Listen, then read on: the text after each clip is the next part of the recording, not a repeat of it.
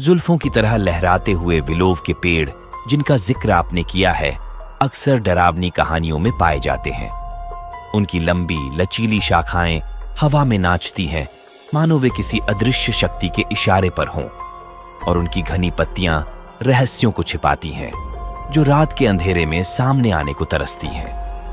एक ऐसी ही कहानी गांव के बुजुर्ग सुनाते हैं जो विलोव के जंगल के किनारे बसा हुआ है। एक जवान जोड़ा राहुल और रानी शहर की व्यस्तता से बचने के लिए गांव में बस गया। उन्हें एक पुराना सुनसान बंगला मिला जो विलोव के जंगल की सीमा पर खड़ा था। किराया सस्ता था, मकान बड़ा था और बगीचे में खूबसूरत फूल खिले हुए थे। लेकिन गांव के लोगों ने उन्हें उस बंगले में न रहने की सलाह दी। वह बंगला भूता है, बुजुर्गों ने चेतावनी दी। वहां विलोव की आत्माएं रहती हैं जो अनजान लोगों को बहका लेती हैं। लेकिन राहुल और रानी हंसे। उन्हें भूत प्रेत में विश्वास नहीं था।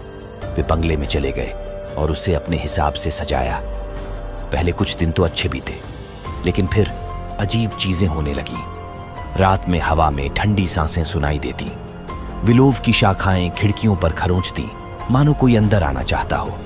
रानी को बुरे सपने आते जिनमें लंबे बालों वाली औरतें उसे जंगल में खींचती।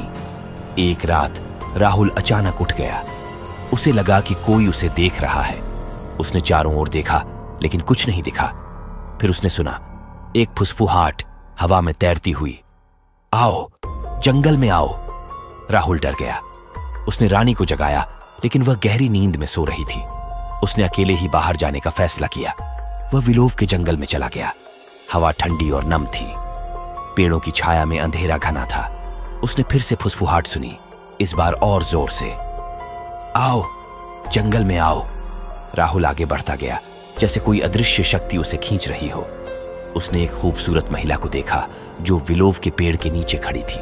उसके लंबे काले बाल हवा में लहरा रहे थे। उसकी आंखें चमक रही थीं। मैं तुम्हारा इंतजार कर रही थी, महिला ने धीमी आवाज में कहा। राहुल मोहित हो गया।